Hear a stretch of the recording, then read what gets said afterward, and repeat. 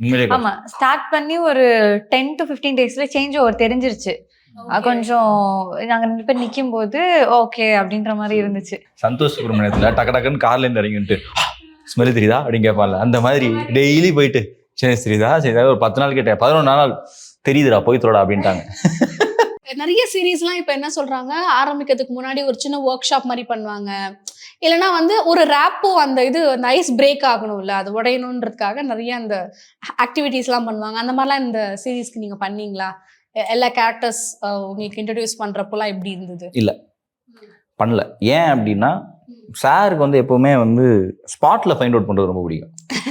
இவங்க கிட்ட காமிச்ச மாதிரி இவர் தான் ஹீரோ அப்படின்னு கிட்டத்தட்ட அவர் ஸ்பாட்ல அவர் ஃபர்ஸ்டே வந்து மிங்கிள் ஆக வேணாம்னு நினைக்க மாட்டாரு. பட் இப்போ அதே மாதிரி தான் டெஸ்ட் ஷூட் பண்ணும்போது இவங்க ஒன்று பண்ணாங்க, நான் ஒன்று பண்ணேன், அதுதான் பாரின்னு எனக்கும் தெரியாது. ஏன்னா அப்பதான் ரவி முடிச்சுட்டு வந்திருக்கேன்.